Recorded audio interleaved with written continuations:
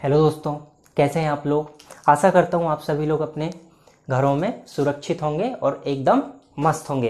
तो जैसा कि हम लोग लास्ट क्लास में डिस्कस किए थे, हमने क्षेत्रमिति स्टार्ट किए थे, क्षेत्रमिति की शुरुआत की थी। क्षेत्रमिति में हमने बेसिक्स कुछ कोणों के विषय में जानकारी प्राप्त कर ली थी कि कोण क्या होते हैं और कितने प्रकार के होते हैं, जिसमें हमने न्यून कोण, समकोण, अधिक कोण और पूरक और संपूरक कोणों से के विषय में कुछ क्वेश्चंस हमने डिस्कस किए थे। आज उसी क्लास को आगे बढ़ाते हुए आज हम पढ़ना स्टार्ट करेंगे क्षेत्रमिति में। आज से हम त्रिभुज के बारे में पढ़ेंगे। आज की जो क्लास रहेगी आपकी वह त्रिभुज के विषय में होगी कि त्रिभुज क्या होता है और कितने प्रकार के होते हैं, और इससे संबंधित कुछ फॉर्मूले जो इंपॉर्टेंट हैं हमारे एग्जाम की दृष्टि से, और कुछ क्वेश्चंस हम डिस्कस करेंगे। तो देखिए, जैसा कि नाम से ही स्पष्ट है, त्रिभुज का अर्थात तीन भुजाओं वाली आकृति। लेकिन कैसी आकृति? बंद आकृति। तीन भुजाओं वाली एक बंद आकृति त्रिभुज कहलाती है।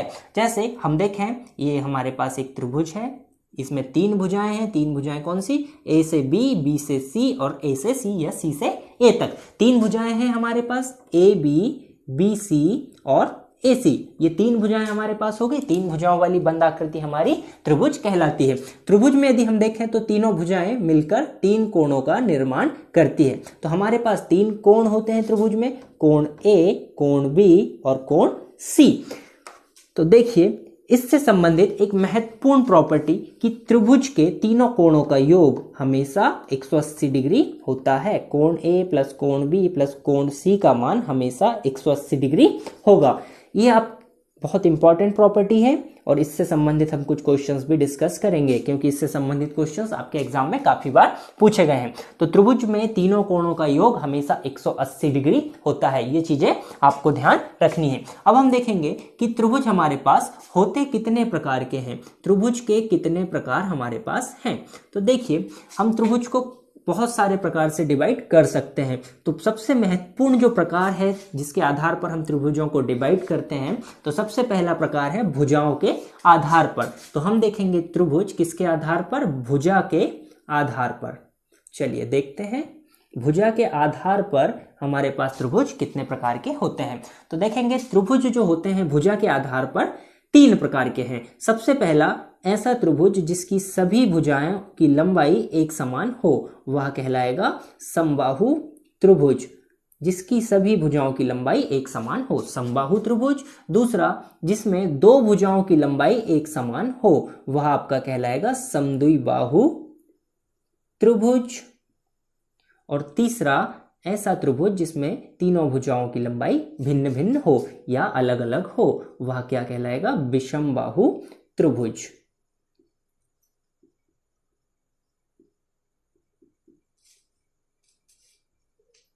विषमबाहु त्रिभुज। तो देखिए, ये हमारे पास तीन त्रिभुज हो गए, समबाहु त्रिभुज, समद्विबाहु त्रिभुज और विषमबाहु त्रिभुज। समबाहु त्रिभुज यदि हम इसका निर्माण करें तो देखिए कुछ इस प्रकार का होगा। ए बी सी, ये एक समबाहु त्रिभुज है, अर्थात इसकी सभी भुजाओं की जो लंबाई है वह एक समान होगी। तो हमने मान लिया कि सभी भुजाओं की लंबाई, ए से बी तक की लंबाई भी ए है, स्मॉल ए, बी से सी तक भी स्मॉल ई और ए से सी तक भी स्मॉल ए। ये जो मान होगा इसकी इकाई कुछ भी हो सकती है, चाहे सेंटीमीटर हो, मीटर हो, किलोमीटर हो, फुट हो, जो भी हम इकाई चाहें वो ले सकते हैं। हमें जो क्वेश्चन में दी रहे हम उसके साथ चलेंगे। इससे संबंधित कुछ महत्वपूर्ण हम फॉर्मूले देख लेते हैं। तो देखिए, त्रिभुज से संबंधित हमें दो चीजों की बात करना है। सबसे पहले हम देखेंगे उसका क्षेत्रफल क्या होगा, दूसरा हम देखेंगे उसका परिमाप क्या होगा। तो यदि आप देखेंगे कि समबाहु त्रिभुज का क्षेत्रफल क्या होता है, तो देखेंगे समबाहु त्रिभुज का जो क्षेत्रफल होता है, इसका जो फॉर्मूला होता है वह होता है कर्णी 3/4 ए स्क्वायर, और जो इकाई होगी क्षेत्रफल की वह होगी वर्ग इकाई। वर्ग इकाई का अर्थात यदि आपको भुजाओं का मान सेंटीमीटर में दिया है तो आपका क्षेत्रफल जो भी आएगा मान वो उसकी इकाई होगी वर्ग सेंटीमीटर। मीटर में दिया है तो वर्ग मीटर, किलोमीटर में दिया है तो वर्ग किलोमीटर। ये हो गया आपका क्षेत्रफल। अब यदि हम इसके परिमाप की बात करें तो देखिए, त्रिभुज का परिमाप क्या होता है? परिमाप का मतलब होता है कि तीनों भुजाओं की कुल लंबाई। यदि आप एक बिंदु से चलना प्रारंभ करते हैं तो उसी बिंदु पर वापिस पहुंचने तक आप कितनी दूरी तय करते हैं, कितनी लंबाई आप तय करते हैं, वह कहलाएगा त्रिभुज का परिमाप। तो हम यहाँ पे देखेंगे तीनों भुजाओं का योगफल, ए से बी प्लस बी से सी प्लस सी से ए तक। अब चूंकि तीनों भुजाओं की लंबाई एक समान है अर्थात a प्लस ए, तो इसका परिमाप हो जाएगा 3a। और परिमाप की इकाई केवल आप इकाई लिखेंगे, यदि सेंटीमीटर में भुजा दी है तो परिमाप भी सेंटीमीटर में होगा। ये आपका हुआ समबाहु त्रिभुज। अब हम देखते हैं समद्विबाहु त्रिभुज के विषय में। तो देखिए समद्विबाहु त्रिभुज एक ऐसा त्रिभुज होता है जिसमें दो भुजाओं का मान तो एक समान होता है लेकिन तीसरी भुजा अलग होती है। तो ए से बी तक स्मॉल ए से बी से सी तक भी हम ले लेते हैं स्मॉल बी। अब दो भुजाएं हमारे पास एक समान हो गई है तो तीसरी भुजा का मान हमें कुछ अलग लेना होगा। देखिए ए से बी तक ए और ए से सी तक भी हम ए ले लेते हैं, और जो आधार भुजा है बी से सी तक इसका मान हम ले लेते हैं बी, ताकि ये अलग हो जाए। तो ये जो बी से सी जिस भुजा के ऊपर हमारा त्रिभुज बना हुआ है उसे हम मानेंगे आधार भुजा। ये हमारी होगी आधार भुजा। अब देखिए इसका जो क्षेत्रफल का जो फॉर्मूला होता है, समद्विबाहु त्रिभुज का जो क्षेत्रफल होता है उसका फॉर्मूला है a/4 कर्णी के अंदर 4b² माइनस a², और इकाई वही आएगी इसकी भी, वर्ग इकाई। ये हो गया आपका समद्विबाहु त्रिभुज का क्षेत्रफल a/4 कर्णी में 4b² माइनस a² वर्ग इकाई। यदि हम इसके परिमाप की बात करें तो आप यहाँ पे देखेंगे कि इसका जो परिमाप होगा वह कितना होगा, a प्लस b अर्थात 2a प्लस b। समद्विबाहु त्रिभुज का परिमाप 2a प्लस b, और इसका इकाई क्या होगी, जो भी आपको इकाई दी रहेगी वही इकाई यहाँ पे आ जाएगी। यदि भुजा मीटर में दी है तो परिमाप भी मीटर में आ जाएगा। अब हम तीसरा देखते हैं विषमबाहु त्रिभुज के विषय में।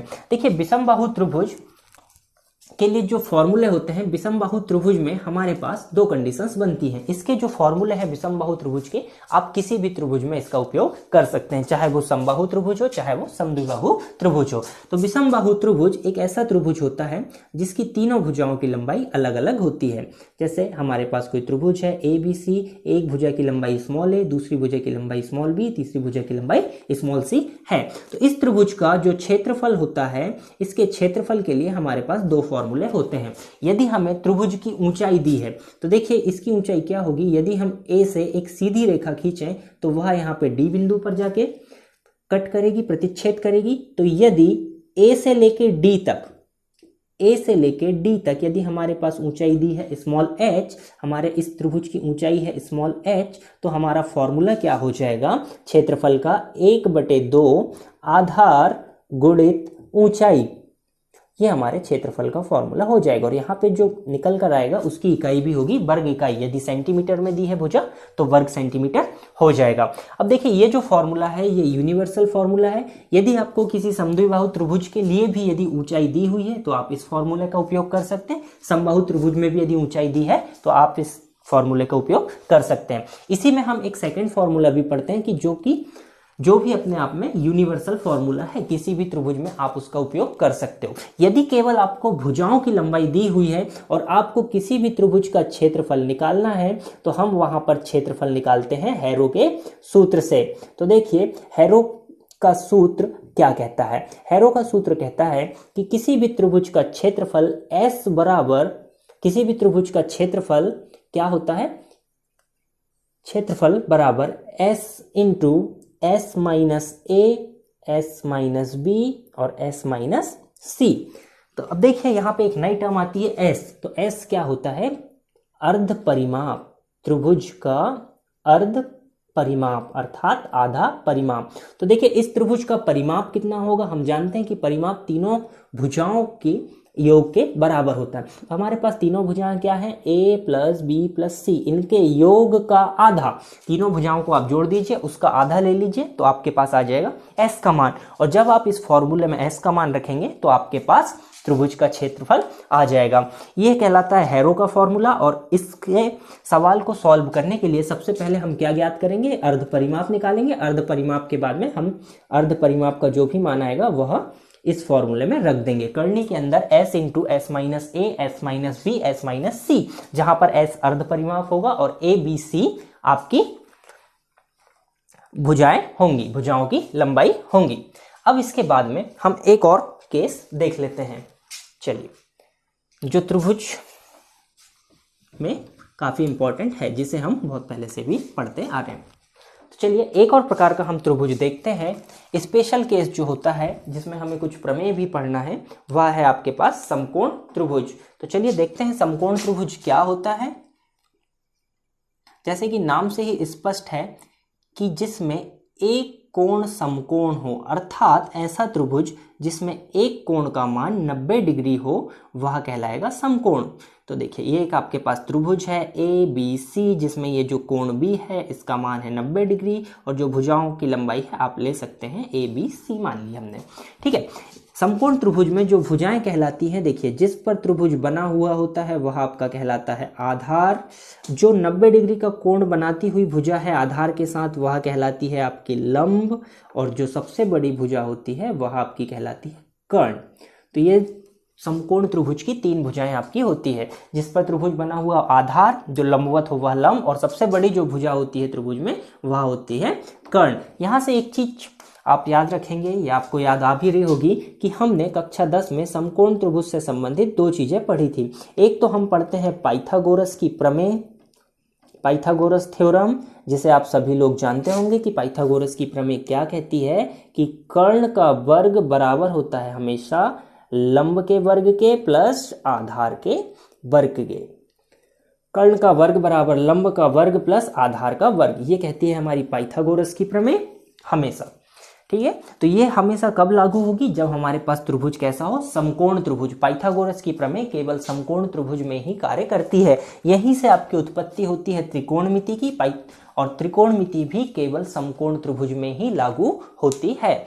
तो ये हमारा त्रिभुज से संबंधित सारे कंसेप्ट, सारे फॉर्मूले हैं। अब इन्हीं फॉर्मूले पर बेस्ड हम कुछ क्वेश्चंस करेंगे जो आपके कुछ एग्जाम्स में पूछे भी गए हैं और आपके एग्जाम की दृष्टि से बहुत इंपॉर्टेंट है। पहला क्वेश्चन आपके सामने स्क्रीन पर क्वेश्चन आपको दिया हुआ है कि किसी त्रिभुज के तीनों कोणों का अनुपात 2:3:7 है। तो सबसे बड़े कोण का मान आपसे पूछा है। देखिए आपको एक त्रिभुज दिया है, एक त्रिभुज जिसके तीनों कोण, एक त्रिभुज जैसे हम मान लेते हैं कि हमें त्रिभुज दिया है ABC, जिसमें हमारे पास कोण A अनुपात कोण B अनुपात कोण C, तीनों कोणों का अनुपात हमें दिया हुआ है 2:3:7।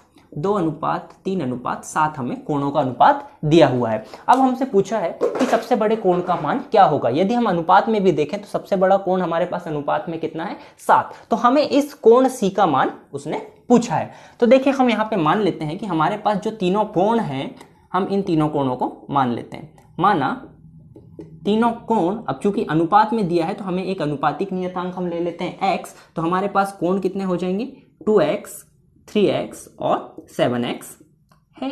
हमने तीनों कोणों को मान लिया कि एक कोण हमारे पास 2x है, एक 3x है, एक 7x है। और चूंकि हम जानते हैं कि तीनों कोणों का मान कोण A प्लस कोण B प्लस कोण C हमेशा कितना होता है, 180 डिग्री। तो यदि हमारे पास पहला कोण 2x, दूसरा कोण 3x और तीसरा कोण 7x है, तो इन तीनों का मान भी कितना होगा, 180 डिग्री। यदि हम सभी को जोड़ेंगे तो कितना आ जाएगा, 12x बराबर 180 डिग्री। अब चूंकि 12 और x गुणा में है तो 12 का हम पक्षांतर करेंगे तो यह आ जाएगा भाग में, तो 180/12। 12 से आप इसको काट दीजिए, 12 × 12, 12 × 60। आपके पास कितना बचा, 15 डिग्री। x का मान कितना आ गया हमारे पास, 15 डिग्री। और हमें क्या निकालना है, सबसे बड़ा कोण। तो हम देख सकते हैं कि सबसे बड़ा कोण हमारा क्या है, अनुपात में भी हम देख रहे हैं कि हमारा सबसे बड़ा कोण कितना है, 7x। तो इसका मान कितना हो जाएगा, 7 × 15। तो आंसर कितना आ जाएगा, 15 7 105 डिग्री। तो आपका जो सबसे बड़ा कोण है इसका मान कितना आएगा, 105 डिग्री। तो आपका ऑप्शन कौन सा क्लियर हो जाएगा, आपका ऑप्शन हो जाएगा ऑप्शन नंबर डी। चलिए दूसरा क्वेश्चन देखते हैं। दूसरा क्वेश्चन है,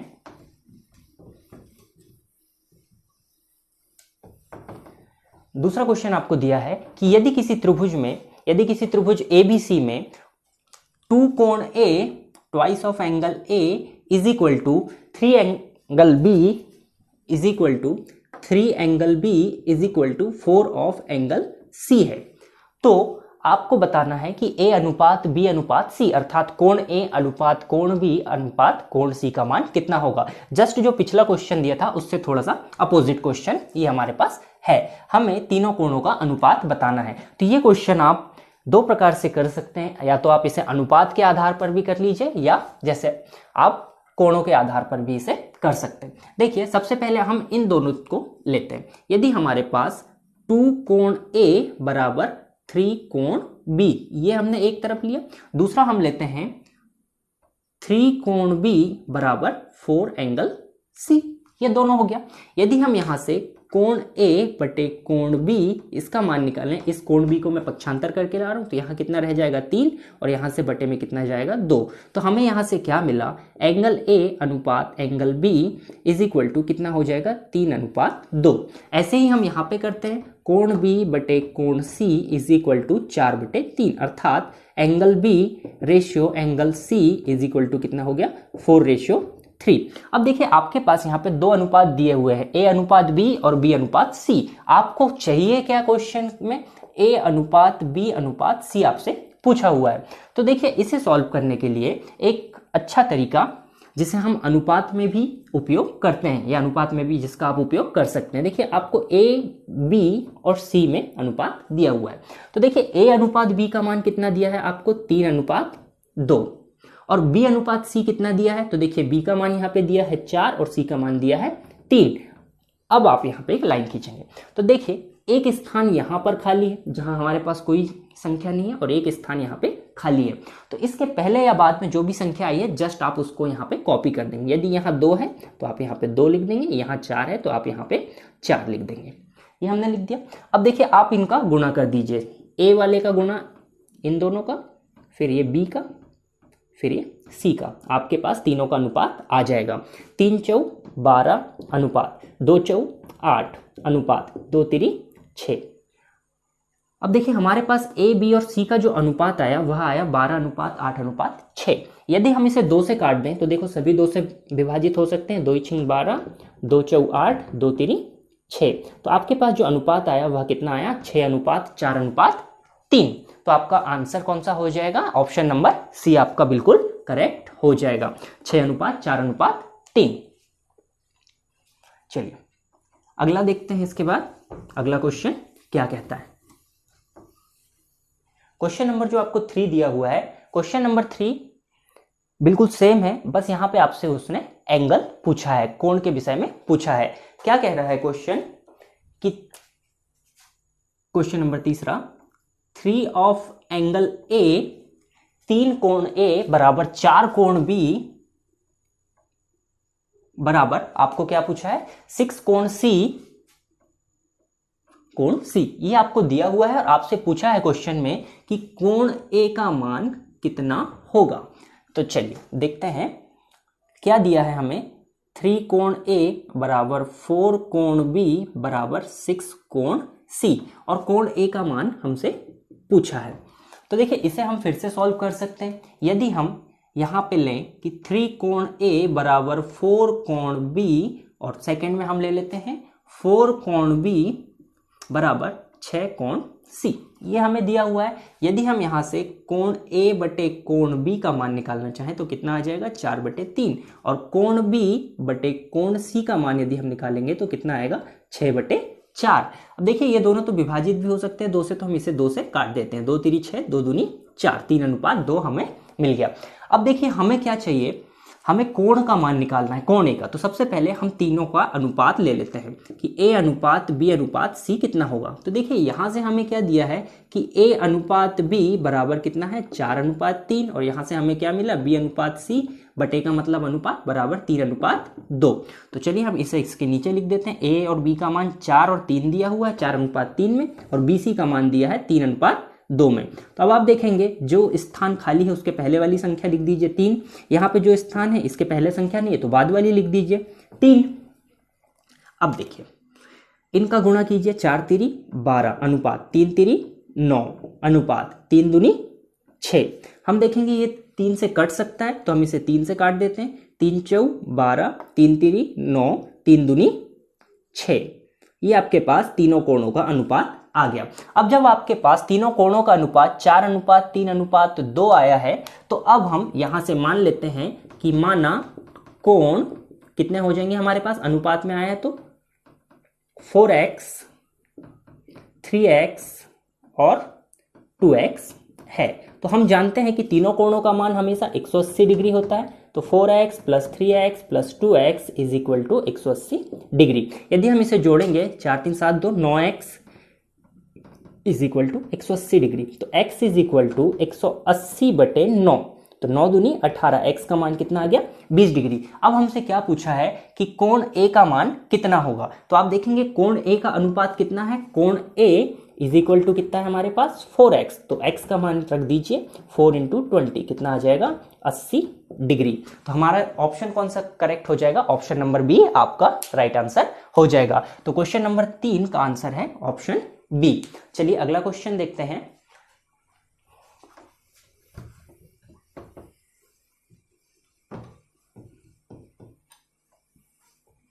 क्वेश्चन नंबर 4 आपको दिया हुआ है कि किसी त्रिभुज ABC में कोण A माइनस कोण B, angle of A minus angle of B, कोण A माइनस B, अर्थात कोण A और कोण B का अंतर हमें दिया हुआ है कितना 40 डिग्री, और दूसरा हमें दिया है कोण B माइनस कोण C बराबर कितना है 10 degree. Angle of B minus angle of C is equal to दिया है 10 डिग्री। तो हमसे क्या पूछा है कि कोण B का मान कितना होगा, एंगल ऑफ B का मान आपसे पूछा है, कोण B का मान आपको ज्ञात करना है। तो आप देखेंगे कि यहाँ A माइनस बी और B माइनस C दिया है। तो सबसे पहले इस तरीके के क्वेश्चन को सॉल्व करने के लिए आप देखेंगे कि क्या चीज हमारी कॉमन है। दोनों में यदि आप देखेंगे, दोनों जो इक्वेशन आपको दी हुई है इसमें आपका कोण B दोनों में कॉमन है। तो आप जो कोण आपको दिए हैं उनका मान B के रूप में निकाल लीजिए। तो देखिए पहला समीकरण यदि मैं देखूं तो कोण A माइनस कोण B is equal to 40 degree. यहां से मैं कोण A का मान यदि निकालूं तो ये माइनस कोण B है, पक्षांतर होके प्लस में चले जाएगा, तो कितना होगा एंगल B प्लस 40 डिग्री। ये किसका मान आ गया, कोण A का मान। ऐसे ही मैं जो दूसरा समीकरण दिया है कोण B माइनस कोण C is equal to 10 degree, तो यहां से मैं कोण C का मान निकालूंगा। तो देखिए ये माइनस में है कोण C, मैं पक्षांतर करूंगा प्लस में चले जाएगा, तो कोण B इज इक्वल टू कोण C प्लस 10 डिग्री। अब चूंकि इस 10 का भी पक्षांतर मुझे विपरीत दिशा में करना है, तो कोण B minus 10 is equal to कितना हो जाएगा कोण C। अब मेरे पास सभी कोणों के जो मान हैं वह कोण B के रूप में आ गए। अब इसके बाद में हम जानते हैं कि कोण A प्लस कोण B प्लस कोण C इज इक्वल टू हमेशा कितना होता है 180 डिग्री। तो कोण A का मान कितना आया मेरे पास, कोण B प्लस 40 डिग्री, प्लस कोण B का मान मैं कोण B ही रहने दूंगा, और कोण C का मान कितना आया कोण B माइनस 10 डिग्री बराबर कितना होना चाहिए 180 डिग्री। देखिए कोण B तीन बार है तो जुड़ के हो जाएंगे 3 angle B, plus 40 degree minus 10 degree कितना बचा 30 डिग्री इज इक्वल टू 180। इस प्लस 30 का मैं पक्षांतर करूंगा तो 3 angle B is equal to 180 minus 30 कितना बचेगा 150। तो यहां से कोण B का मान कितना हो जाएगा 150/3, 3 से काटेंगे कितना आ जाएगा कोण B का मान 50 डिग्री। तो आपके पास आंसर क्या हो गया, angle B is equal to 50 degree. कोण B का मान हमारा आ गया 50 डिग्री। तो आपका यहाँ पे ऑप्शन नंबर डी आपका राइट आंसर हो जाएगा। चलिए अगला क्वेश्चन देखते हैं।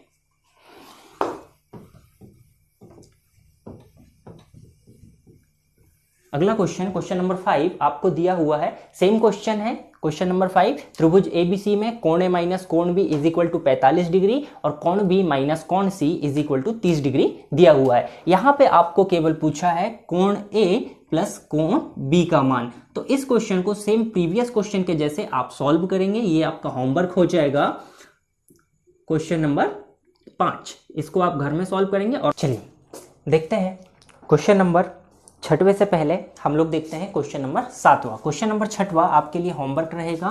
क्वेश्चन नंबर 6वां आप बहुत आसानी से हल कर सकते हैं, बिल्कुल क्वेश्चन नंबर 7 के जैसे है। तो चलिए क्वेश्चन नंबर 7वां देखते हैं। क्वेश्चन नंबर 7वां हमसे क्या कह रहा है। क्वेश्चन नंबर 7 है कि किसी त्रिभुज ABC में कोण A प्लस कोण B का मान 125 डिग्री है और कोण A प्लस कोण C का मान 115 डिग्री है। तो आपसे पूछा है कोण B प्लस कोण C का मान। तो चलिए हम लिख लेते हैं कि हमें सबसे पहले क्या क्या दिया है। कोण A प्लस कोण B इसका मान हमें दिया हुआ है, सवाल में कितना दिया है 125 डिग्री, और कोण B प्लस कोण C इसका मान भी हमें दिया हुआ है, कितना दिया है 115 डिग्री। सॉरी, कोण A प्लस कोण C का मान दिया है, कोण A प्लस कोण C इसका मान दिया है 115 डिग्री, और हमसे सवाल में पूछा है कि कोण B प्लस कोण C बराबर कितना होगा। तो चलिए इसको हम सॉल्व करते हैं। चूंकि देखिए हम जानते हैं कि कोण A प्लस कोण B प्लस कोण सी, किसी भी त्रिभुज के तीनों कोणों का मान 180 डिग्री होता है। और हमें किसका मान दिया है, कोण ए प्लस कोण बी का मान दिया हुआ है। यदि हम यहाँ पे कोण ए प्लस कोण बी का मान यदि हम रख देते हैं 125 डिग्री जो कि हमें दिया हुआ है, प्लस कोण सी बराबर 180 डिग्री हो जाएगा। तो यहाँ से कोण सी बराबर कितना हो जाएगा, 180 माइनस 125, तो कोण सी का मान कितना हो जाएगा, आप इसे घटा दीजिए, 10 में से 5 गए 5, 7 में से 2 गए 5, बस 55 डिग्री। आपके पास कोण सी का मान आ गया 55 डिग्री। जब आपके पास कोण सी का मान 55 डिग्री आया है तो देखिए आप यहां से ज्ञात कर सकते हैं कोण ए का मान। जब आप कोण ए का मान ज्ञात कर लेंगे तो आप इसमें रख देंगे, आपके पास कोण बी का मान भी आ जाएगा। या हम इसी समीकरण में, जो पहला आपके पास समीकरण है, इसमें हम मान रखते हैं कोण ए प्लस कोण बी प्लस कोण सी इज इक्वल टू हमारे पास है 180 डिग्री। और हमारे पास सेकंड दिया है कि कोण ए प्लस कोण सी का मान कितना है, 115। तो कोण ए प्लस कोण सी, इसके स्थान पे हम क्या रख सकते हैं, 115 डिग्री इज इक्वल टू कितना हो जाएगा, 180। तो कोण बी का मान यहां से कितना आ जाएगा, 180 माइनस 115। आप इसे घटा दीजिए तो कितना आ जाएगा कोण बी का मान, 10 में से 5 गए 5, 8 में से 1 गए 7 में से 1 गए 6, 65 डिग्री। तो आपके पास देखिए कोण सी का मान भी आ गया, कोण बी का मान भी आ गया। आपसे सवाल में इन्हीं का मान पूछा था। तो आपके पास क्या हो जाएगा, angle of B plus angle of C is equal to कितना आ जाएगा आपका, कोण बी का मान 55 डिग्री और प्लस कोण सी का मान 65 डिग्री। जब आप इन दोनों को जोड़ेंगे 5 और 5 10 का शून्य, हासिल का 1, 6 और 1 7 और 5 12, तो आंसर क्या आ जाएगा आपका 120 डिग्री। तो यही आपका आंसर है। आपका ऑप्शन क्या हो जाएगा, option number A is the right answer for this question. चलिए इसके बाद आप क्वेश्चन नंबर 6वां ट्राई करेंगे, सेम ऐसे ही क्वेश्चन है। इसके बाद हम अगला क्वेश्चन देखते हैं। अगला क्वेश्चन हमें दिया है क्वेश्चन नंबर 8वां। क्वेश्चन नंबर 8वां देखेंगे क्या कहता है। चलिए क्वेश्चन नंबर 8वां आपसे कहता है कि किसी त्रिभुज एबीसी में 2a बराबर दिया है आपको 3b। क्वेश्चन नंबर 8वां आपसे कहता है कि किसी त्रिभुज एबीसी में 2a बराबर क्या है आपके पास 3b है, और साथ में क्या दिया है कि 4b बराबर भी आपके पास 5c है। ये तीनों कोणों के रूप में दिया है आपको कि कोणों का मान 2a is equal to 3b और 4b is equal to 5c आपको दिया हुआ है। और आपसे पूछा है कि a अनुपात b अनुपात c का मान क्या होगा। तो ये क्षेत्रमिति का क्वेश्चन है, लेकिन ये हल होगा अनुपात समानुपात से। तो देखिए हम यहाँ पे देखते हैं हमें क्या दिया है, 2a is equal to 3b पहला, और दूसरा हमें दिया है 4b is equal to 5c। यहाँ से हम यदि a बटे b का मान निकालना चाहें तो मैं इस 2 का पक्षांतर दूसरी तरफ करता हूं और इस b का पक्षांतर इधर करता हूं। ये b यहाँ गुणा में है भाग में जाएगा, ये 2b यहाँ गुणा में है भाग में जाएगा। तो a बटे b का मान कितना आ गया, 3/2। अर्थात मेरे पास a अनुपात b का मान 3/2 आ गया। मैंने a और b का अनुपात निकाल लिया। ऐसे ही अब मैं यहाँ से b बटे c का मान ज्ञात करूंगा। तो देखिए b बटे c का मान कितना हो जाएगा, 5/4। अर्थात b अनुपात c इज इक्वल टू कितना हो जाएगा, 5/4। अब चूंकि मुझे ये दो मेरे पास अलग अलग अनुपात है, a अनुपात b और b अनुपात c, लेकिन दोनों में b मेरे पास कॉमन है और दोनों को मुझे जोड़ना है। तो मैं क्या करूंगा, पहले मैं लिखता हूं a अनुपात b अनुपात c। देखिए पहला अनुपात क्या दिया है, a अनुपात b, a के नीचे मैं लिखूंगा 3, b के नीचे लिखूंगा 2, क्योंकि a और b में दिया था तो a और b का मैंने मान लिख दिया। इसके बाद में मुझे दिया है b अनुपात c, तो b के नीचे मुझे अगला कितना दिया है 5 और c के नीचे कितना लिखूंगा 4। अब देखिए इन्हें अब मैं कैसे जोड़ सकता हूं। तो देखिए यहाँ पे मेरे पास 3 संख्या है और यहाँ पे लेकिन दोनों जगह 2-2 है। एक ये स्थान पे कोई एक संख्या लिखना होगा, एक इस स्थान पे कुछ संख्या मुझे लिखनी होगी। तो मैं क्या करूंगा, ये जो 2 है इसके पहले कोई संख्या है, बाद में इसमें कोई भी संख्या नहीं, तो इसके पहले जो संख्या होगी मैं उसे यहाँ पे लिख दूंगा। यहाँ पे 2। अब यदि मैं इस स्थान पे देखूं तो इसके पहले कोई संख्या नहीं है, तो इसके बाद में जो संख्या होगी उसे मैं उठा के यहाँ पे लिख दूंगा। ये बात क्लियर है। यदि बाद में कोई संख्या नहीं है तो पहले वाली, और पहले कोई संख्या नहीं है तो बाद वाली एज इट इज लिखना है। अब मुझे इनको गुणा करना है, 3 5 के 15 अनुपात 2 पंचे 10 अनुपात 2 चौक 8। तो देखिए नया जो मेरे पास अनुपात बन के आया वह आया 15 अनुपात 10 अनुपात 8। अब ये किसी भी संख्या से नहीं कटेगा, तो मेरा जो आंसर हो जाएगा वह क्या हो जाएगा, 15 अनुपात 10 अनुपात 8। अर्थात मेरा जो सी ऑप्शन है, सी ऑप्शन करेक्ट हो जाएगा इस क्वेश्चन के लिए। तो इस क्वेश्चन का राइट आंसर है ऑप्शन नंबर सी, 15 अनुपात 10 अनुपात 8। चलिए अगला क्वेश्चन देखते हैं। अगला क्वेश्चन दिया है कि किसी त्रिभुज ABC में यदि दो कोणों का योग 116 डिग्री हो और अंतर 24 डिग्री हो तो त्रिभुज के तीसरे कोण की माप क्या होगी। मुझे कोई एक त्रिभुज दिया है ABC, ये मेरे पास एक त्रिभुज है, इसमें दो कोणों का मान मुझे दिया है, अर्थात मैं कोई भी दो कोण ले लेता हूं, कोण A प्लस कोण B, इनका मुझे मान दिया है कि इनका योग कितना दिया है 116 डिग्री और इनका अंतर कितना दिया है कोण A माइनस कोण B इज इक्वल टू मुझे दिया है 24 डिग्री। अब मुझसे पूछा है कि तीसरे कोण का मान क्या होगा, अर्थात मुझे कोण C का मान ज्ञात करना है।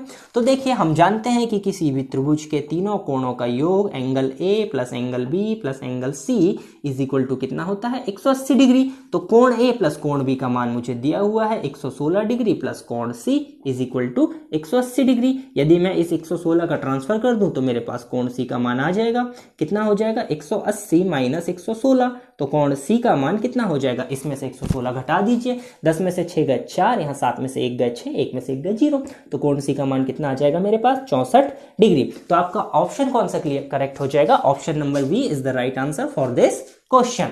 चलिए देखते हैं नेक्स्ट क्वेश्चन पढ़िए। नेक्स्ट क्वेश्चन दिया है किसी त्रिभुज के दो कोण बराबर हैं, किसी त्रिभुज के दो कोण बराबर हैं तथा तीसरा कोण दोनों कोणों से 18 डिग्री अधिक है। देखिए एक त्रिभुज दिया है हमें, अगले क्वेश्चन में एक त्रिभुज है, इसके दो कोणों का मान तो बराबर है। यदि यहाँ पे ABC है हमारे पास तो A कोण बराबर है आपके पास B कोण के, और जो तीसरा कोण है वह इन दोनों से 18 डिग्री अधिक है। तो यदि मैं यहाँ पे मान लूं कि मेरे पास कोण A का मान x डिग्री है तो B कोण इसके बराबर है, इसका मान भी x डिग्री हो जाएगा, और कोण C का मान मुझे कितना दिया है कि दोनों से 18 डिग्री अधिक है। अब चूंकि दोनों x है तो इनसे 18 डिग्री अधिक x प्लस 18 डिग्री हो जाएगा। तो देखिए कोण A और कोण B का मान x डिग्री आया, कोण C का मान x प्लस 18 डिग्री आ गया। अब हम जानते हैं कि कोण A प्लस कोण B प्लस कोण C इज इक्वल टू कितना होता है 180 डिग्री। अब हम इसे जोड़ सकते हैं x plus x plus x plus 18, A का मान x डिग्री, B का मान भी x डिग्री, C का मान x प्लस 18 डिग्री बराबर 180 अंश। यदि मैं इन तीनों x को जोड़ूंगा तो ये हो जाएंगे 3x इज इक्वल टू, ये प्लस का 18 ट्रांसफर होके जाएगा तो माइनस का 18, 180 माइनस 18, तो 3x इज इक्वल टू, यहां से जब मैं 18 घटाऊंगा तो 10 में से 8 गए 2, 7 में से 1 गए 6, 162 डिग्री। तो x इज इक्वल टू 162 बटे 3, 3 से इसको काटेंगे, 3 5 15, 3 4 12, x का मान आ गया 54 डिग्री। अब चूंकि मेरे से सवाल में पूछा है तीसरे कोण की माप क्या होगी, तो देखिए कोण A का मान मेरे पास x डिग्री है, कोण A इज इक्वल टू भी 54 डिग्री होगा, एंगल ऑफ B का मान भी x डिग्री है, ये भी 54 डिग्री होगा। लेकिन हमसे सवाल में क्या पूछा है, कोण C का मान कितना होगा। तो देखिए कोण C का मान कितना है x प्लस 18 डिग्री, x का मान आया मेरे पास 54 डिग्री प्लस 18 डिग्री। यदि मैं इन दोनों को जोड़ दूं तो मेरा आंसर आ जाएगा 8 और 4 12 का 2, हासिल का 1, 1 और 1 2 और 5 7, तो आंसर क्या आ जाएगा मेरा 72 डिग्री, 72 डिग्री। तो आपका इस सवाल का आंसर हो जाएगा option number C 72 degree. 72 degree आपका आंसर आ गया। चलिए इसके बाद अगला क्वेश्चन देखते हैं, 11वां क्वेश्चन। देखिए बहुत सिंपल क्वेश्चन है 11वां क्वेश्चन क्या कहता है कि एक त्रिभुज की दो भुजाएं समान हो, यदि किसी त्रिभुज की दो भुजाएं समान हो तो वह त्रिभुज क्या कहलाएगा। ये आपके एग्जाम में पूछा गया है एक बार क्वेश्चन 3 नंबर के लिए। ये क्वेश्चन कहता है कि यदि किसी त्रिभुज की दो भुजाएं समान हो तो वह त्रिभुज क्या कहलाएगा। देखिए अभी हमने प्रॉपर्टी में डिस्कस किया था कि यदि किसी त्रिभुज की दो भुजाएं समान हो तो वह समद्विबाहु त्रिभुज कहलाता है। दो समान भुजाओं वाला त्रिभुज समद्विबाहु त्रिभुज कहलाता है। अगला क्वेश्चन बहुत इंपॉर्टेंट आपके लिए प्रॉपर्टी है। अगला जो क्वेश्चन है ये आपसे कहता है कि यदि किसी त्रिभुज में दो भुजाओं का योग सदैव तीसरी भुजा से होता है। तो देखिए त्रिभुज की दो भुजाओं का योग, यदि हमारे पास किसी भी प्रकार का कोई भी त्रिभुज है चाहे वह कैसा भी हो, ABC यदि त्रिभुज है और इसकी भुजाएं हम अलग अलग मान लेते हैं कि हमारे पास भुजाओं की लंबाई है A B और C सेंटीमीटर, तो त्रिभुज की किन्हीं भी दो भुजाओं का योग हमेशा तीसरी भुजा से बड़ा होता है, अर्थात कि A प्लस B का मान हमेशा बड़ा होगा C से। ऐसे ही यदि B प्लस C का मान ले तो हमेशा बड़ा होगा A से। ऐसे ही यदि C प्लस A का मान ले तो हमेशा बड़ा होगा B से। तो त्रिभुज की दो भुजाओं का योग हमेशा तीसरी भुजा से बड़ा होता है। चलिए तो आपका क्या आंसर आ जाएगा, इसका बड़ा होता है ऑप्शन नंबर बी। चलिए इसके बाद हम क्वेश्चन देखते हैं। अगला जो क्वेश्चन आपको दिया हुआ है अच्छा क्वेश्चन है, आपके एग्जाम में ये क्वेश्चन भी पूछा गया है इस प्रकार का। एक समकोण त्रिभुज की दो भुजाएं 3 सेंटीमीटर और 4 सेंटीमीटर है। एक आपको समकोण त्रिभुज दिया है, इसकी आपको दो भुजाओं की लंबाई भी दी हुई है। आपसे पूछा है कर्ण का मान क्या होगा, आपसे सवाल में पूछा है कि कर्ण का मान क्या होगा। तो चलिए देखते हैं, आपको सवाल में ही दे दिया है कि 3 और 4 आपके कर्ण नहीं हो सकते। आपको एक समकोण त्रिभुज दिया हुआ है, इस समकोण त्रिभुज को हम मान लेते हैं ABC। यहाँ पे आपका B है जो समकोण होगा। अब इसमें कर्ण का मान आपको ज्ञात करना है, तो ये तो आपका कर्ण है, सबसे बड़ी भुजा समकोण त्रिभुज की कर्ण कहलाती है, तो कर्ण का मान तो आपको ज्ञात करना है। बाकी की जो भुजाएं दी हैं वह आपको दी है 3 सेंटीमीटर और 4 सेंटीमीटर। यदि हम इसे 3 सेंटीमीटर लें, इसे हम ले लेते हैं 4 सेंटीमीटर। ये हमारे पास दो भुजाएं दी हैं, हमें कर्ण का मान ज्ञात करना है। तो देखिए समकोण त्रिभुज में जो भुजाओं के बीच संबंध होता है उसे ही हम कहते हैं पाइथागोरस की प्रमेय। तो चलिए पाइथागोरस की प्रमेय लगाते हैं। यहाँ पे पाइथागोरस की प्रमेय क्या कहती है, कर्ण का वर्ग बराबर लंब का वर्ग प्लस आधार का वर्ग। चलिए इस पे लगाते हैं। कर्ण का मान हमें ज्ञात करना है, तो हम यहाँ कुछ नहीं कर सकते। कर्ण का वर्ग बराबर लंब का वर्ग अर्थात 4 का वर्ग प्लस आधार का वर्ग अर्थात 3 का वर्ग। यदि आप इसे सॉल्व करेंगे, 4 का वर्ग 16, 3 का वर्ग 9, दोनों जुड़ के आ जाएंगे 25। तो आपके पास यहाँ पर कर्ण के वर्ग का मान आया 25। तो कर्ण बराबर, जब आप यहाँ से वर्ग का पक्षांतर करेंगे तो यहाँ लग जाएगा वर्गमूल, और वर्गमूल 25 का मतलब 5 का वर्ग होता है 25, तो 25 का वर्गमूल 5। और यहाँ पे सभी इकाइयां सेंटीमीटर में चल रही है, तो आपके कर्ण का मान भी क्या आ जाएगा 5 सेंटीमीटर। तो ये कर्ण का मान कितना आ गया आपके पास 5 सेंटीमीटर। तो इस क्वेश्चन का सही आंसर हो जाएगा आपका 5 सेंटीमीटर। चलिए अगला क्वेश्चन देखते हैं। अगला क्वेश्चन क्या कहता है, अगला क्वेश्चन कहता है कि एक समद्विबाहु त्रिभुज का आधार 5 सेंटीमीटर और अन्य भुजाएं 6 सेंटीमीटर है। चलिए 14 नंबर का क्वेश्चन, एक समद्विबाहु त्रिभुज है जिसका जो आधार है, आधार कितना दिया है आपको, एक समद्विबाहु त्रिभुज का आधार 5 सेंटीमीटर है। ये जो आधार है ये आपके पास 5 सेंटीमीटर है, और अन्य दो जो बराबर भुजाएं हैं वह आपके पास 6 सेंटीमीटर की है। त्रिभुज हम ले लेते हैं ABC। अब देखिए इसमें आपसे क्या पूछा है, तो त्रिभुज का क्षेत्रफल ज्ञात कीजिए। तो हम जानते हैं कि समद्विबाहु त्रिभुज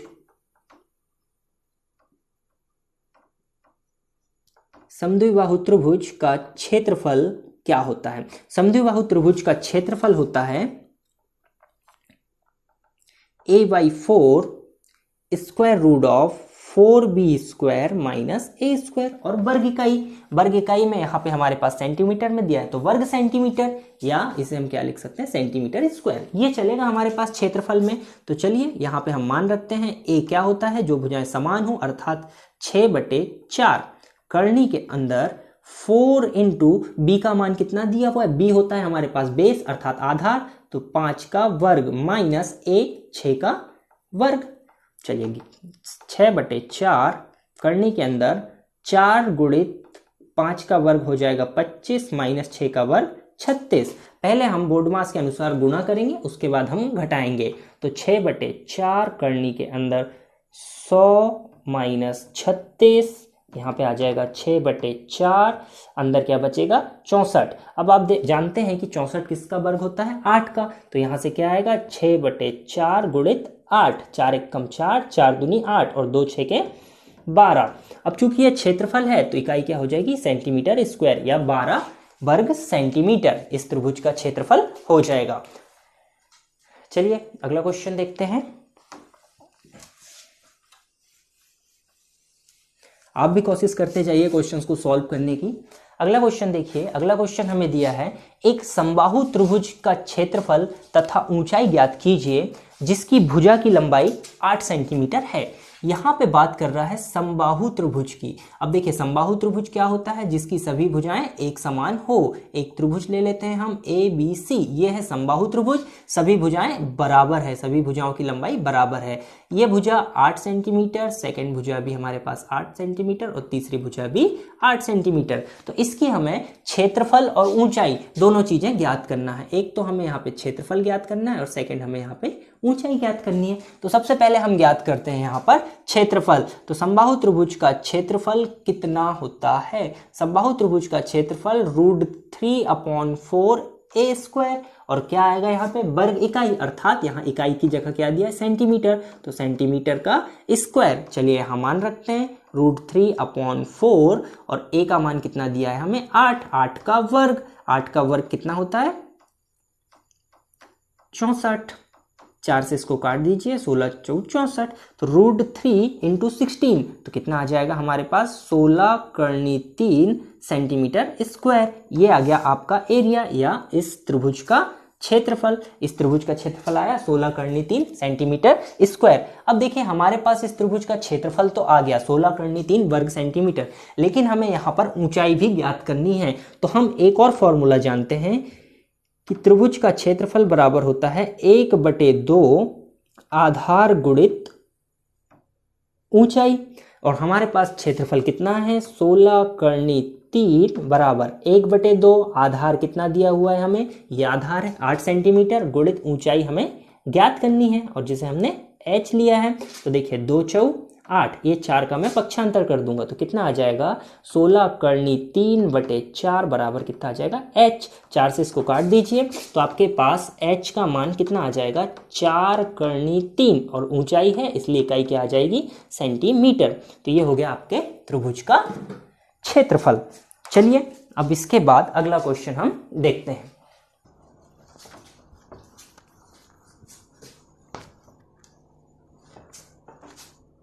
चलिए देखते हैं क्वेश्चन नंबर 16।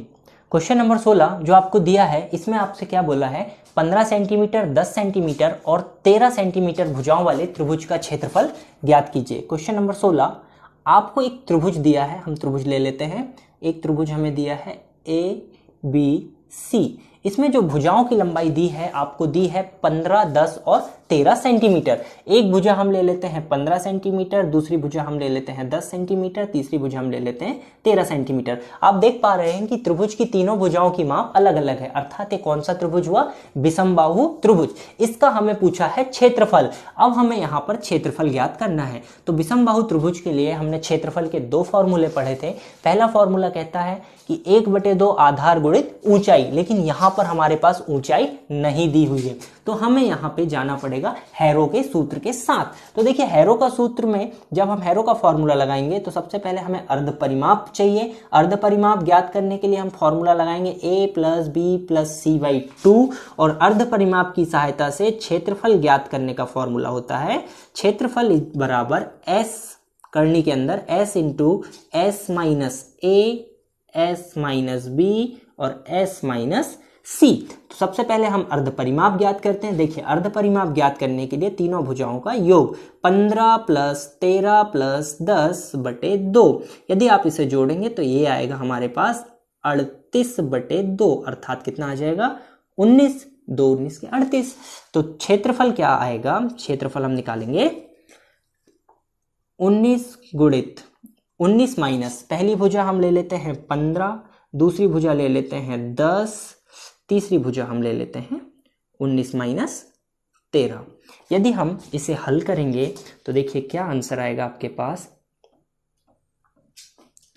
19 गुणित 19 में से 15 गए, बचते हैं 4, गुणित 19 में से 10 गए 9, गुणित 19 में से 13 गए 6। आप देखेंगे 4 और 9, 2 का वर्ग 4 होता है और 3 का वर्ग 9 होता है, तो ये दोनों तो हमारे पास करनी से बाहर आ जाएंगे। यदि आप इनके गुणनखंड भी तोड़ेंगे तो उस विधि से भी ये बाहर आ जाएंगे। तो देखिए बाहर क्या आएगा? यदि मैं पहले गुणनखंड तोड़ूं तो देखिए 19 को मैं 19 ही लिख सकता हूं, 19 को नहीं तोड़ सकता। 4 को मैं लिख सकता हूं 2 गुणित 2, ऐसे ही 9 को लिख सकता हूं 3 गुणित 3, और 6 को लिख सकता हूं 2 गुणित 3। अब देखिए जोड़े बनाइए, 2 का 1, 3 का 1, तो 1 2 और 1 3 हमारे पास आ जाएगा बाहर। तो बाहर क्या हो जाएगा? 2 गुणित 3। अब यहां पर जो अंदर बचेगा क्या बचेगा? 19 गुणित 2 गुणित 3 गुणित 2 गुणित, देखिए 2 3 6, और अंदर जब हम गुणा करेंगे 19 दूनी 38 और 38 गुणित 3, 38 मल्टीप्लाई बाई 3, तो इसे आप गुणा कर लीजिए, कितना आ जाएगा 6 गुणित अंदर देखिए 3 8 24 का 4 हासिल का 2, 3 3 और 2 11, तो करनी के अंदर 6 करनी 114, कितना आया 114, और इकाई क्या आएगी यहाँ पे वर्ग सेंटीमीटर या सेंटीमीटर स्क्वायर, क्योंकि हम क्षेत्रफल ज्ञात कर रहे हैं और भुजाओं की लंबाई हमें सेंटीमीटर में दी हुई थी। तो आंसर क्या आ जाएगा 6 करनी 114 सेंटीमीटर स्क्वायर। चलिए अगला क्वेश्चन देखते हैं। अगला क्वेश्चन बहुत सिंपल है, आपको एक आकृति दी गई है, इस आकृति का आपको क्षेत्रफल ज्ञात करना है।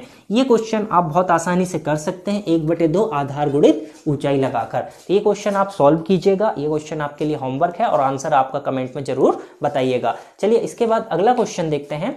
अगला क्वेश्चन आपसे कहता है कि एक 25 मीटर लंबी सीढ़ी एक 24 मीटर लंबे भवन की छत को छूती है। चलिए देखिए, ये जमीन है हमारे पास, इस जमीन पे हम पहले एक भवन बनाते हैं। ये हमारे पास एक भवन है, ठीक है, हम इसे पूरी बिल्डिंग ही बना देते हैं। ये आपके पास एक भवन है, इस भवन की ऊंचाई आपको दी हुई है कि भवन कितना लंबा है, भवन की लंबाई है आपके पास 24 मीटर। ये जो भवन है आपका ये 24 मीटर का है और आपने यहां पर एक सीढ़ी लगाई हुई है। इस बिंदु से आपने इसकी छत तक एक सीढ़ी लगाई हुई है, ये आपने सीढ़ी लगाई। इस सीढ़ी की जो आपको लंबाई दी हुई है, इस सीढ़ी की आपको लंबाई दी हुई है 25 मीटर। सीढ़ी की आपको लंबाई दी हुई है, आपको भवन की लंबाई भी दी हुई है 24 मीटर। आपसे पूछा है कि इस भवन के पाद से इस सीढ़ी के इस बिंदु तक की दूरी कितनी है। इस दूरी के विषय में आपसे पूछा है, इस दूरी के विषय में आपसे पूछा है। तो देखिए, जमीन पे जब भी किसी भवन का निर्माण किया जाता है तो जमीन से वो हमेशा लंबवत होता है, जमीन से लंबवत होता है, अर्थात यहाँ पे जो एक त्रिभुज का निर्माण हो रहा है वह हो रहा है समकोण त्रिभुज का। तो ये हो गया पॉइंट ए, ये पॉइंट बी और पॉइंट सी।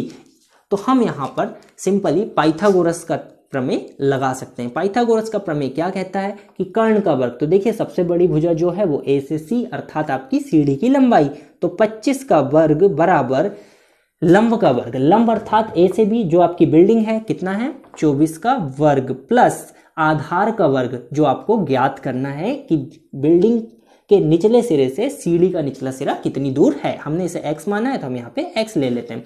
अब आपको इसको हल करना है। तो देखिए 25 का वर्ग होता है आपके पास 625 बराबर 24 का वर्ग 576, 576 प्लस एक्स स्क्वायर। तो आप इस 576 का ट्रांसफर कर दीजिए, 625 माइनस 576 इज इक्वल टू आपके पास बचा एक्स स्क्वायर। इन दोनों को घटाइए, 15 में से 6 गए, आपके पास बचा 9, यहाँ कितना हो गया 1, आपने एक उधार लेके आया, कितना हो गया 11, 11 में से 7 गए, कितने बचे 4, 49 is equal to X square, अर्थात X square is equal to 49। तो एक्स इज इक्वल टू करनी के अंदर 49, तो करनी के अंदर 49 अर्थात क्या आया एक्स बराबर 7 मीटर। तो हम बोल सकते हैं कि हमारा आंसर 7 मीटर है, अर्थात सीढ़ी का निचला सिरा बिल्डिंग के निचले सिरे से 7 मीटर की दूरी पर स्थित होगा।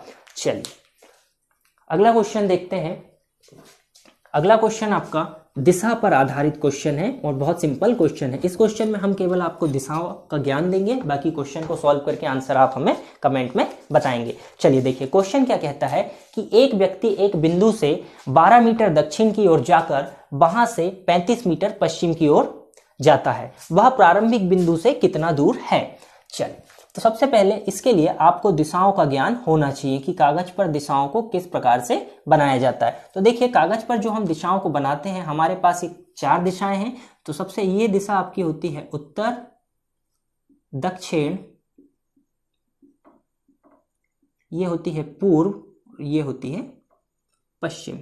कुछ इस आधार पे हमें इस क्वेश्चन को बनाना है। तो देखिए क्या दिया है कि एक व्यक्ति एक बिंदु से 12 मीटर दक्षिण की ओर जाता है। सपोज एक व्यक्ति है, वह इस बिंदु पर स्थित है, ये कोई व्यक्ति है, ये इस बिंदु पर स्थित है, यहां से ये 12 मीटर दक्षिण की ओर जाता है। तो देखिए दक्षिण कहाँ है, नीचे की तरफ। तो ये व्यक्ति यहां से दक्षिण की ओर गया, ये बिंदु ए पे था, अब ये बिंदु बी पर पहुंच गया। कितनी दूरी चला 12 मीटर।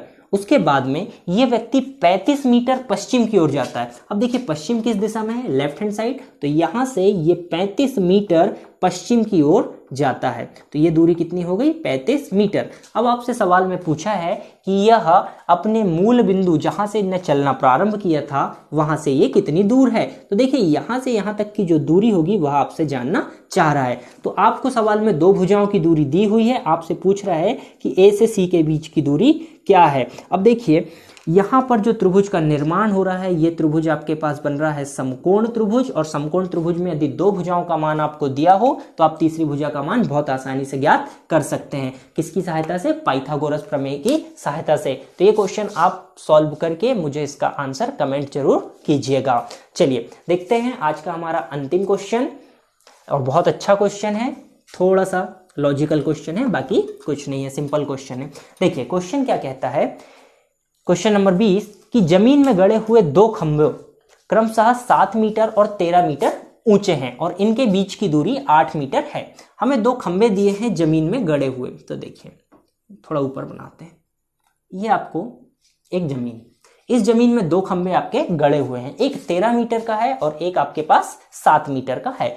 तो देखिए स्वाभाविक बात है 7 मीटर वाला जो खंभा है वह छोटा होगा और 13 मीटर वाला खंभा जो है वह थोड़ा बड़ा होगा, ठीक है। और इन दोनों खंभों के बीच की दूरी आपको कितनी दी हुई है? 8 मीटर। दोनों कितनी दूरी पे स्थित हैं? 8 मीटर दूरी पर गड़े हुए हैं, ठीक है। ये हमारा ए बी पहला खंभा हो गया और ये सी डी आपका दूसरा खंभा हो गया। ए बी की लंबाई आपको कितनी दी हुई है? 7 मीटर। पहला खंभा आपका कितना है? 7 मीटर का, और दूसरा खंभा कितना है? 13 मीटर का। ये दो आपको खंभे दिए हुए हैं। अब इसके बाद में आपको क्या दिया है सवाल में कि इन खंभों की चोटियों के बीच की दूरी कितनी होगी। तो देखिए खंभों की चोटियों का अर्थात जो उनका ऊपरी सिरा होगा, इनके बीच की दूरी हमसे पूछा है। तो चलिए इनके बीच की दूरी हम ज्ञात करते हैं। ये हमने ए से सी तक की दूरी हमें ज्ञात करनी है। तो देखिए अब जब ए से सी तक की दूरी आपको ज्ञात करनी है, यदि हम इस ए से एक सीधी रेखा बनाएं तो यहां पर हमें एक बिंदु मिलेगा। इस बिंदु को हम कह देते हैं ई, इस बिंदु को हम कह देते हैं ई। अब देखिए बी से डी और ए से ई ये दोनों एक दूसरे के समानांतर हैं, इन दोनों के बीच में समान अंतर है, तो दोनों की लंबाई भी समान होगी। तो आप ए ई की लंबाई कह सकते हैं कि ये भी कितनी दूरी पे होंगे? 8 मीटर। और खंभे हमारे कैसे हैं? सीधे, इसीलिए ये समांतर होंगी। तो ए से ई तक की दूरी भी कितनी हो जाएगी आपकी? 8 मीटर। ऐसे ही यदि आप देखेंगे कि ए से बी और ई से डी ये बिल्कुल समान है, तो ये कितनी हो जाएगी? 7 मीटर। कहां से कहां तक? ई से डी तक की लंबाई भी कितनी हो जाएगी आपकी? 7 मीटर। अब जब आपके पास टोटल खंभा सी से डी तक 13 मीटर का है और उसमें से जो कुछ भाग है ई से डी तक वह 7 मीटर का है, तो सी से ई तक की कितनी लंबाई हो जाएगी? 13 में से 7 को हम घटा देंगे तो कितना बचेगा? 6 मीटर। तो ई से सी तक की दूरी हमारे पास कितनी हो गई? 6 मीटर। अब आप देखेंगे कि यदि हम यहां पर बात करें त्रिभुज ए ई सी में, यदि हम इस त्रिभुज की बात करें तो ए से ई तक हमारे पास है 8 मीटर की दूरी और ई से सी तक हमारे पास है 6 मीटर की दूरी। आपको ज्ञात करना है ए से सी तक की दूरी को आपको ज्ञात करना है, इस दूरी को आपको ज्ञात करना है। तो आप देखेंगे यहां पर भी एक समकोण त्रिभुज बन रहा है और इसमें हम बहुत आसानी से AC का मान ज्ञात कर सकते हैं। किसकी सहायता से? पाइथागोरस प्रमेय की सहायता से। तो AC का स्क्वायर इज इक्वल टू क्या होगा?